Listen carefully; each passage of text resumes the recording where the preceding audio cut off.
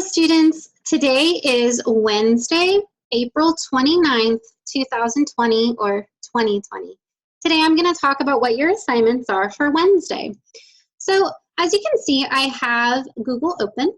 The first thing you need to do is go to your waffle. If you're signed in, if you're not signed in, then you need to click the button that's over here that will say sign in. I'm going to click the waffle. After that, scroll down until I see Google Classroom. Click on Google Classroom. And you are going to click on 2019-2020 Murch. And then go straight to the top next to stream where it says classwork, click on classwork. Go down to weekly assignments. Click on weekly assignments. You might have to scroll down like me. And you're going to click your Murch student-friendly schedule. And as it loads, we are now going to scroll down and we're going to look at Wednesday. So remember, in the schedule, when you look at it, there will be a link right here you can click on to get the video. It's not there yet because I'm recording it right now. Okay, so let's look at reading assignment number 1. You're going to listen or read page 13 from the shared reading.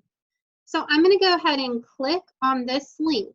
Now what I want you to remember is that on that link, you're still going to have to turn the pages. So it's not actually going to take you directly to page 13. So go ahead and click on that. You might have to log in. And I'm going to go ahead and log in as myself because we will be seeing the same thing.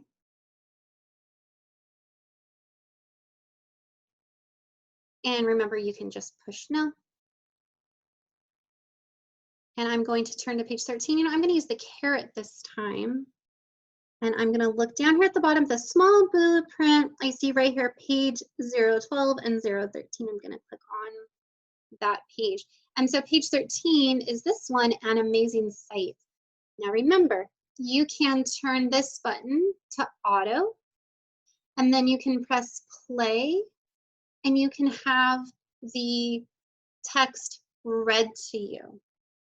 Now, I'm going to go to another document that I have given to your parents to use to help you with assignments, and we're going to take a look at that for just a moment.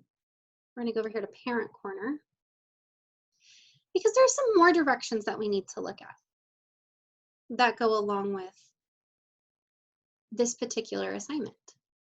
So if you're not sure, I'm going to explain it now. You can always ask your parents to go to their parent schedule. I'm going to click on this big book and writing. And I want you to notice that every day in these videos, I'm trying to show you something a little extra. So that's what I'm doing right now. I'm showing you that there's another place that you can go to get what the directions are. So it opens up to day 1 automatically. We're going to scroll down to day 3 because that's what we want.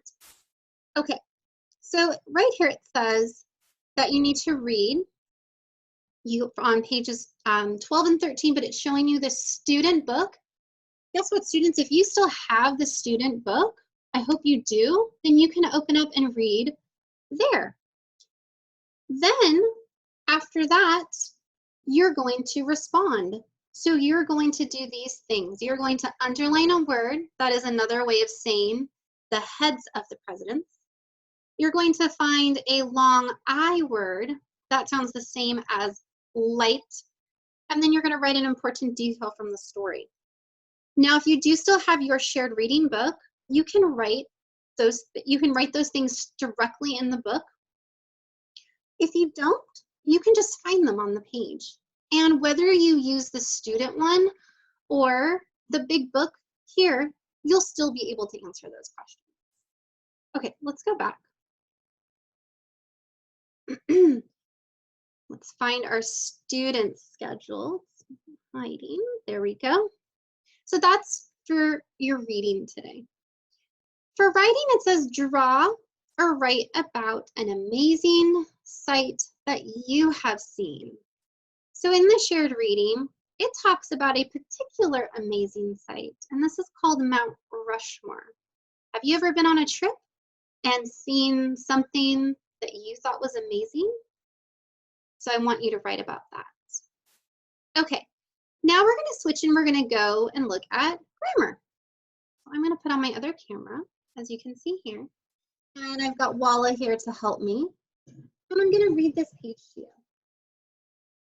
Long I vowel teams and single letters. So everything that's in here would have been what your spelling words would have been in class. I'm going to read each word to you. Child, find, pies, tie, again, next line, bright, country, high, sky, why. Now, these words have a long I in them, with the exception of country and again. Those are sight words. Let's read the directions. Country, or choose the spelling word from the box that best completes the sentence. Write it on the line.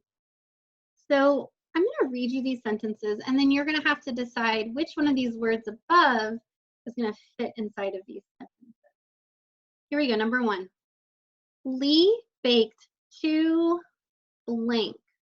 You know what? Let's do this one together. I like to go through each word and kind of say it in the sentence just to see if it fits in there. So Lee baked 2 child. No, that's silly. Lee baked 2 find. Nope. Lee baked 2 pies. Hey, that makes sense. Let's go through the rest of them just to double check. I like to be thorough. Lee baked 2 tie. No. Lee baked 2 again. That could make sense, but it doesn't make as much sense as pies. Lee baked 2 bright. No. Lee baked 2 country. Nope. Lee baked 2 high. Lee baked 2 sky.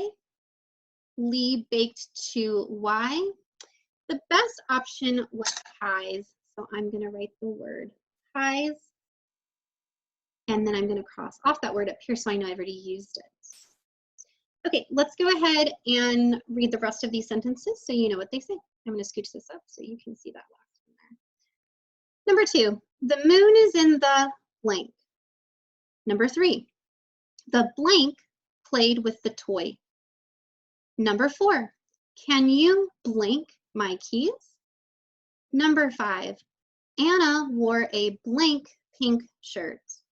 Number 6, the hockey game ended in a blank. Number 7, blank is Jenna so sad. Number 8, Eden will go to camp blank next year. All right, students, so that's the grammar for today. So now let's go back to the schedule and let's see what's going on for math. In math, you are going to take a look at one review video. You're going to look at 8-5 basic numbers. Remember, if you click on the link, a preview of the website will show, and then you just click on it. I'm not going to open it up because I don't want the video to start playing. And you know what, I'm going to jump back just really fast. A reminder to get your grammar page, whether you can print it out or not. You just click here where it says grammar. It gives you a preview, and then you click on the preview to open it up. And then you scroll down to page 3. This is page 1, 2, and then 3. And you can just write it on another piece of paper. Okay, now back to me. So after you watch the video, you have one worksheet that I am asking you to do today. And then you have one extra worksheet that there's a copy in English and in Spanish. So you can click on this worksheet, and then a preview of it will show. If you click on that, it will open up. And again, this doesn't need to be printed. You can just copy this on another piece of paper. For right now, I'm going to show you how to do this page. So this is called Quincy's place value.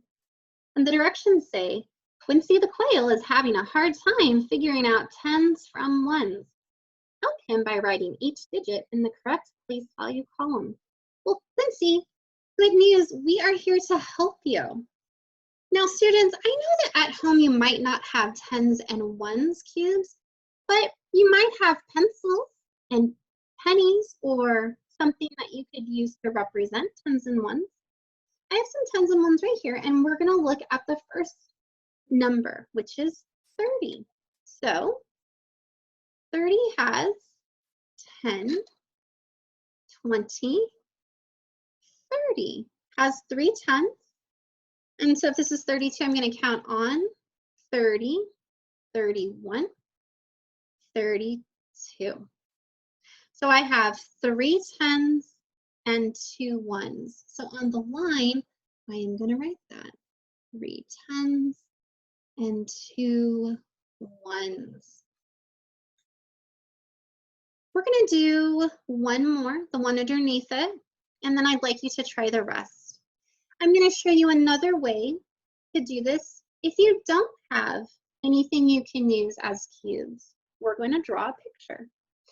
So the number is 27, and I'm going to split this so you can see this in a place value chart. This is ones. I like to write an O for ones. I like to write a T for tens. So there are 2 tens, and you can draw them 1, 2, and write the number 2. And there are 7 ones, and you can draw them 1, 2, 3, 4, 5, 6, 7, and write the number 7. So those are 2 options that you have to complete that worksheet. Now for the second one, this is optional. You do not have to do this one. But I'm going to read the directions to you and the one sample problem. How many ways? Write each number 3 different ways. So they have the number 37 here.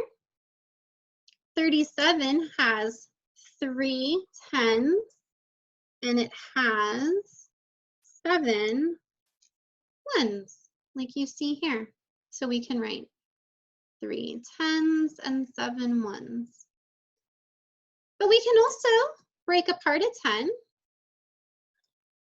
and we can have 2 tens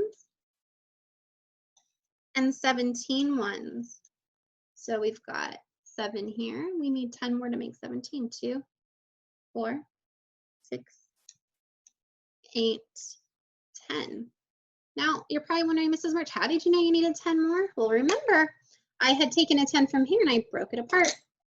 So now I've got 2 tens and 17 ones. So I want you to try this next one your own. Think about what I just did before, breaking apart the 10. Okay. So we're going to go back to our schedule. We're going to double check to see if there is anything else that we missed. For Wednesday, that looks like it's it, friends.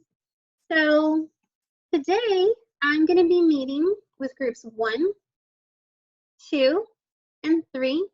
Group 1 is at 9:30, group 2 is at 10:15, and group 3 is at 1:45. We do have a class meeting today at 1 p.m. And remember, to get to these, you just have to click on the link and then click on the website, and then it should take you directly to where you need to go in order to join the meeting. All right, students, thank you for checking out the video. I hope you have a wonderful day.